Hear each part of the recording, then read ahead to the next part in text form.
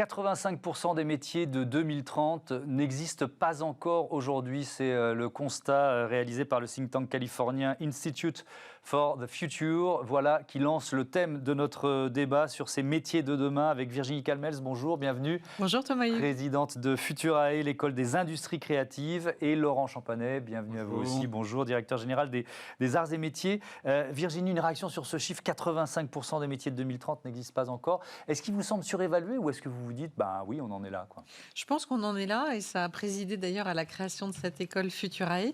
L'idée de se dire qu'au fond, ça va pas être évident finalement de former nos jeunes puisqu'il va y avoir une évolution extrêmement rapide et une obsolescence d'un certain nombre de métiers. En revanche, on a choisi justement de s'occuper des métiers de demain dans le marketing digital et dans les industries créatives. Pourquoi ? Parce que même si effectivement plein de métiers n'existent pas encore, on est à peu près convaincu que dans ces secteurs d'activité, la demande ne va être qu'exponentielle et que justement on va peut-être avoir moins d'obsolescence parce qu'on est au cœur des secteurs qui recrutent, qui sont déjà tournés vers l'avenir et qui normalement vont avoir une belle longévité. Oui. Et qui vont obliger aussi je mets des guillemets, les vieux métiers à se réinventer en utilisant ces compétences. Le marketing digital, par exemple, aujourd'hui, c'est un peu même étonnant de dire marketing digital parce qu'il n'y a plus de marketing qui ne soit pas digital. Donc l'idée est de dire, voilà, tous ces métiers-là, formons nos jeunes à ça et puis donnons-leur, et c'est ce qu'on fait chez Futurae, donnons-leur ce que moi j'ai appelé la culture générale du 21e siècle.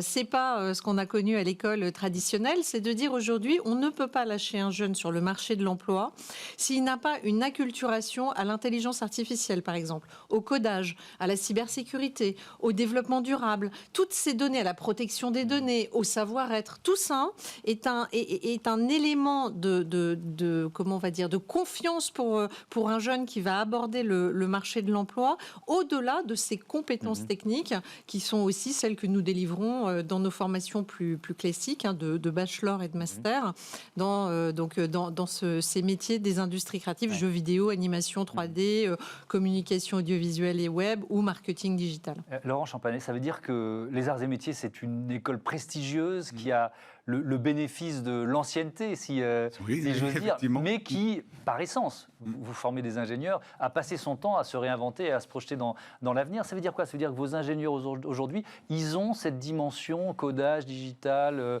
obligatoirement ou pas forcément? Oui, alors pas tant que ça. Alors, effectivement, on s'est toujours réinventé, parce que c'est une école qui a été créée pour le passage de la première révolution industrielle. C'était la mécanisation de l'industrie. Ouais. Et donc, à chaque fois, en fait, on a vécu et on a accompagné les mutations industrielles. Et aujourd'hui, on attaque la 4e et la 5e mélangées, qui sont à la fois le digital, mais aussi l'environnemental, le sociétal. Et donc, du coup, effectivement, c'est une école qui s'est toujours réinventée. Avec des basiques aussi, parce qu'on sort aussi des ingénieurs qui sont opérationnels dans l'industrie. Et ils trouvent très facilement du travail quand ils sortent, parce qu'il y a des très gros besoins. C'est des métiers qui sont en tension. Et c'est une grosse machine. On a plus de 2000 diplômés par an. Donc, c'est pas une machine qui est facile à changer. Mais on fait évoluer. Moi, il y a une question. Quand j'ai abordé ce débat, j'ai pris ce constat. J'ai eu un petit doute sur le chiffre 85% des métiers, parce que je me dis, il y aura toujours des boulangers, il y a toujours des coachs sportifs, des esthéticiens, esthéticiennes. Vous voyez ce que je veux dire? Mais il y a plein de métiers qui n'ont pas forcément évolué. Et puis après, je me suis dit, je me suis mis à votre place. Comment on forme, Laurent Champanet, à des métiers qui n'existent pas encore? Déjà, il faut qu'on soit à l'écoute de ce que sont les demandes. C'est-à-dire qu'on essaye de percevoir ça. Nos chercheurs le font dans leurs activités de tous les jours. Nos relations avec les entreprises sont là pour faire ça. Les entreprises ne sont pas toutes au même niveau de maturité. Donc, on essaie d'être à l'écoute. On essaye des choses. Une problématique pour une école comme la mienne, c'est qu'on travaille beaucoup sur les technologies. On a une accélération, une montée en maturité très forte. Des technologies qui disparaissent très vite aussi. Donc, ce n'est pas forcément simple. Donc, nous, la stratégie qu'on a, il y a deux façons de faire. La première qui est de dire, par exemple, sur les nouvelles technologies, on crée des formations post-ingénieurs, des masters spécialisés de la conférence des grandes écoles. On les crée avec les spécialistes du domaine. Comme ça, on s'approprie les compétences de formation. Et puis après, on les descend dans la formation pour ramener ça plus bas en formation initiale. Donc sur des sujets comme la fabrication additive, ou comme l'usage des drones en entreprise, des choses comme ça. Et puis une autre solution sur les métiers dont vous parlez, plutôt tournés vers le numérique. C'est compliqué pour une grosse école comme la mienne, qui fait beaucoup de recherche. La recherche, c'est des choses qui sont sur du temps long, d'intégrer des compétences fortes dans le domaine du numérique quand on n'en a pas a priori. Donc là, en fait, on passe des associations avec des écoles comme la vôtre. On a un partenariat avec une école qui forme des data scientists, une autre sur l'intelligence artificielle, pour envoyer nos étudiants dans ces écoles après le diplôme d'ingénieur. Mais Virginie Calmels, est-ce que le diplôme, il reste toujours aussi important? Ou est-ce que c'est... Parce que si, par exemple, on ne maîtrise pas tel logiciel, on ne rentrera jamais dans une entreprise. C'est exactement l'axe qu'on a pris. Je crois au système des grandes écoles françaises parce que c'est un tamis très fin et donc mécaniquement, comme les étudiants qui en sortent sont très agiles, très adaptables, ils vont faire des belles carrières. Mais je crois qu'on a laissé de côté beaucoup trop de gens qui avaient du potentiel parce qu'on a beaucoup privilégié, mis en avant le sacro-saint diplôme. Et donc ce qu'on veut apporter chez Futurae, c'est un autre mode d'enseignement où on est sur la certification de compétences. C'est-à-dire que ce qu'on veut, c'est que nos jeunes, dans les différentes formations qui sont les leurs, ils vont, entre guillemets, cocher des cases ultra concrète, c'est vraiment très pratique, très technique, très concret, c'est-à-dire maîtriser, comme vous dites, certains logiciels. Ça, c'est de la compétence. Mais c'est un logiciel par entreprise, parfois, ou pas? Vous Alors, voyez ce que je veux ça dire? peut aller jusque-là. Il faut faire attention ça peut aller jusque-là. Jusqu'à quel pointillisme on va. Mais pour le coup, nous, on va évidemment pas... Enfin, même si on fait des partenariats avec certaines entreprises, on va les certifier Google, on va les certifier Microsoft, mais on va aller sur des logiciels d'animation 3D qui sont les logiciels aujourd'hui acceptés par les entreprises et utilisés par les entreprises. En fait, on a pris un peu le problème à l'envers. On est parti du besoin de l'entreprise. On est parti de ce que l'entreprise attend aujourd'hui comme main-d'œuvre et quel type de compétences elle attend.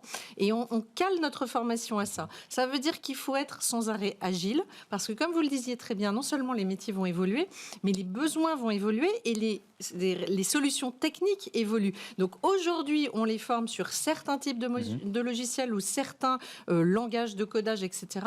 Peut-être que demain ou après-demain, ça changera. Et notre force, c'est de rester très agile et surtout très à l'écoute des besoins des entreprises pour adapter la formation. Je ne crois plus au schéma très lourd d'une formation qui n'évoluerait pas beaucoup dans le temps. Il faut être très très agile parce que dans le monde du numérique, c'est pas valable forcément pour tous les secteurs évidemment, mais dans le monde du numérique, dans ces métiers-là, c'est l'agilité, la flexibilité qui fera la différence. Je vais citer quelques... Comme ça, j'ai picoré. Coach de robots, ingénieur en intelligence artificielle, vidéaste de jeux vidéo, agent de don d'organes, architecte de réalité augmentée, cultivateur urbain, etc. etc. Je pourrais multiplier la liste. Est-ce que vous diriez, Laurent Chopanet, que la durée de vie d'un métier, elle est plus courte qu'avant ? Alors, peut-être, mais il y a le métier, puis il y a les outils dont vous avez parlé avant. Vous avez parlé des logiciels, c'est la même chose pour les technologies. Et on est sorti du moment où un diplôme, c'est une trousse à outils. Et voilà, vas-y, jeune homme ou jeune femme, pendant 20, 30 ans, tu vas utiliser la trousse à outils. Donc, nos formations, maintenant, sont plutôt tournées sur... Il y a des fondamentaux de base, il y en a chez vous aussi. Mais il faut être capable de prendre en main très rapidement un nouvel outil, un nouveau logiciel, une nouvelle technologie. Et c'est ça ce qu'on cherche à faire dans nos formations, parce qu'on le sait, autour d'un métier, il y a des outils et il faut être capable de s'adapter rapidement. Mais il y a des métiers qui apparaissent aujourd'hui et qui auront disparu en 2030. On est d'accord là-dessus ? Sans doute. Parce que l'intelligence artificielle, parce que la puissance numérique va les rendre obsolètes. C'est possible, on peut l'imaginer. Oui, c'est tout à fait possible. Et on ne peut pas se permettre, effectivement, de promettre à un jeune une carrière qui s'arrêtera, qui va s'interrompre. Et je suis d'accord avec ce que vous avez dit. Le diplôme ne fait pas tout. Le diplôme, aujourd'hui, il sert à ouvrir une porte. Après, si on n'est pas en capacité de s'adapter en permanence, de s'auto-former, et d'être capable de changer quand il le faut, c'est pas possible pour une carrière actuellement. C'est pour ça, chez Futurae, on a voulu mettre les sciences cognitives aussi au cœur de l'enseignement et même du recrutement, parce que le grand sujet, ça va être d'apprendre à apprendre. En fait, on a besoin, peut-être beaucoup plus que par le passé, pour répondre à votre question, à ce que ces jeunes, et moins jeunes d'ailleurs, continuent tout au long de leur vie professionnelle à se former, à apprendre et à évoluer sur des nouveaux outils. en ayant appris en fait des méthodes sur un certain nombre de logiciels, par exemple, ils vont être totalement, comment on va dire, ça va être facile pour eux en fait d'évoluer sur d'autres logiciels. Et donc cette obsolescence, ils la vivront moins que d'autres. Pardon de vous interrompre. Est-ce qu'il faut apprendre à coder forcément ? Est-ce que ça vous semble une... Moi, le tous codeur, je n'y suis pas favorable. Parce qu'on peut se dire, si on veut garder la main sur l'intelligence artificielle, il y a un moment où il va falloir tous plus ou moins savoir coder. Oui, mais le codage, ça ne fait pas tout, quoi. C'est-à-dire qu'il y a effectivement besoin de gens qui soient très forts en codage, mais typiquement, quelque chose qu'on oublie de dire, par exemple, c'est, on parle beaucoup de data scientists et ça, des gens qui sont capables de manipuler des données parce qu'ils savent coder et tout ça, mais qui ne savent pas, qui sont pas capables de comprendre le sens des données, la qualité qu'elles ont, ils sont capables de sortir des informations complètement fausses à partir de données, les données qu'on leur a fournies. Donc, moi, je suis d'accord avec vous. Le tout codage, je pense qu'effectivement, notre relation avec les ordinateurs a changé, mais on n'est pas forcément. Je ne suis pas un fan non plus du tout codage. Ce serait très restrictif. Quand on dit tous codeurs, je trouve qu'on est très restrictif, évidemment. Et d'ailleurs, il y a des écoles spécialisées pour cela, et c'est très bien. Il en faudra. Ce qu'on essaye de dire à nos étudiants, c'est qu'il faut qu'ils comprennent ce qu'est le codage. Et donc, autant qu'ils en aient fait et qu'ils aient appris des langages et qu'ils sachent, mais ce serait trop restrictif. Nous, ça ne donne pas un coup d'avance à ceux qui savent, en quelque sorte, savoir coder. Nous, on considère que nos étudiants vont passer par là, mais c'est quelque chose qui est de l'ordre de la culture générale, comme je le disais tout à l'heure. C'est pas là-dessus qu'on va apprécier leurs compétences, ni même qu'on va les évaluer. Mais on va leur dire, ce serait vraiment absurde aujourd'hui, dans le monde de demain, de ne pas comprendre ce que c'est. Et c'est un gap générationnel qui est incroyable, parce que vous avez aujourd'hui beaucoup de dirigeants et de managers dans les entreprises qui sont très éloignés de tout ça. Alors que les gens qui vont recruter vont devoir avoir cette acculturation-là. Mais de là à dire tous codeurs, c'est trop restrictif et surtout, c'est prendre un peu la chose par le petit bout de la lorgnette parce que le monde du numérique offre tellement plus que la simple technologie informatique ou le codage. Donc on va beaucoup plus loin et en tout cas, chez Futurae, on n'a pas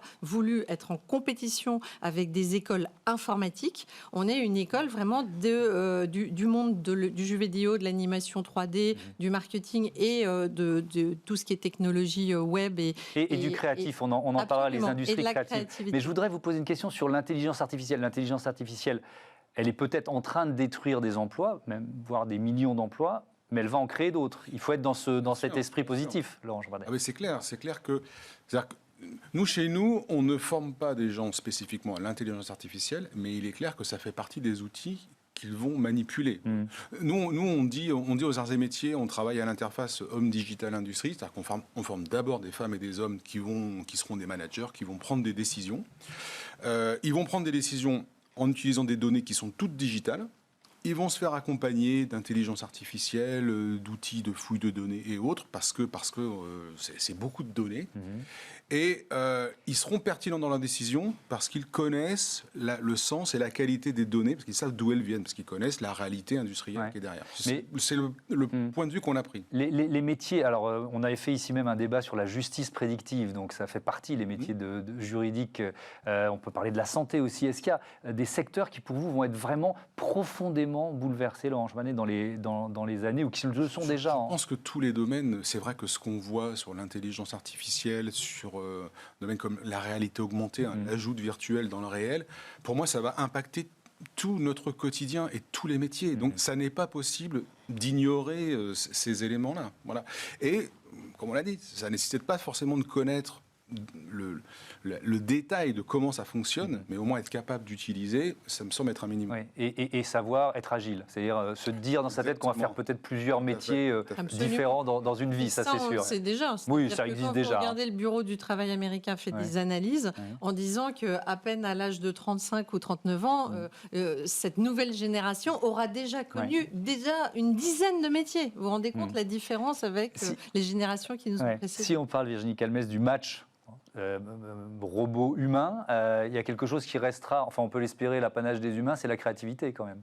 Mais j'espère bien. Parce qu'on commence à voir des robots qui créent des opéras, qui essayent de faire il y a des tableaux de robots qui ont été vendus aux enchères, etc. Les industries créatives offrent, de notre point de vue en tout cas, un débouché énorme et encore de longue durée. Alors qui saura pour combien de temps, mais et pour rebondir sur ce que vous venez de dire, moi je crois beaucoup à cette destruction créatrice. On est en en plein dans Schumpeter. Quand on regarde par exemple le boom du jeu vidéo en 2020, c'est une industrie qui a explosé. Je veux dire, des sociétés comme Ubisoft ont fait des croissances de 30%, Nintendo ou Activision Blizzard, c'est plus 50%. Donc cette industrie-là, elle est devenue la première industrie culturelle au monde. Oui, c'est cinéma, musique additionné et on a le jeu vidéo. On arrive au jeu vidéo, c'est quand même impressionnant. En France, c'est 5 milliards. Aux États-Unis, on est à 58 milliards de dollars. Donc, on voit vraiment le poids de cette modification qui est en train de s'opérer devant nous. Et pour notre jeunesse, c'est assez formidable aussi de se dire que là, il y a des sources de création d'emplois. Et derrière l'industrie du jeu vidéo, c'est ce qui est intéressant aussi, c'est qu'il y a plein de métiers, en fait. Et les Français sont bons. Et en plus, Cocorico, on est bon, on est très bien placé, on a 580 studios en France et on est parmi les meilleurs mondiaux. Donc tant mieux, parce que dans cette morosité générale que nous connaissons avec cette crise Covid, je trouve que c'est très énergisant et très chouette pour notre jeunesse de se dire que là, il y a des beaux débouchés, à la fois dans la création, dans le design, dans la gestion de données. Enfin, derrière l'industrie du jeu vidéo, il y a comme souvent une multitude de métiers. C'est pour ça qu'on ne forme pas à certains métiers, on forme à une compétence, on forme à un environnement et on leur permet, en fait, derrière un bachelor, je dis jeu vidéo chez nous, par exemple, ou animation 3D, ils vont avoir une foultitude de métiers possibles. Dernière question, Laurent Champanet, il nous reste moins d'une minute. Je rebondis sur une citation, une phrase d'Elon Musk il n'y a pas très longtemps à propos de sa politique de recrutement. Il disait, grosso modo, ma politique de recrutement, elle sera plus basée sur les diplômes, mais sur les compétences. Ça rejoint un peu ce qu'on disait tout à l'heure. Est-ce que ça vous inquiète ou finalement ça vous challenge, un discours comme ça ? Non, ça nous challenge. C'est-à-dire qu'effectivement, il faut des gens qui soient adaptables, qui soient capables de faire des choses, de ne pas rester enfermés dans les outils dont on a parlé, parce que c'est des outils qui sont un peu formatants, les outils du numérique. Et celui qui est capable de passer à côté, d'innover, c'est celui qui va s'en sortir. Et effectivement, c'est ouvert à tous. Voilà, c'est des compétences très spécifiques. Il faut que les jeunes s'y précipitent. Et ben voilà, merci Elon Musk de faire la pub de Futurae, parce que c'est exactement notre baseline. Oui. Certification plutôt que diplôme, on a bien compris. Merci à tous les deux, c'était vraiment un débat passionnant. On se retrouve dans 10 ans pour faire le bilan des métiers en question. Allez, tout de suite, c'est Smart Money.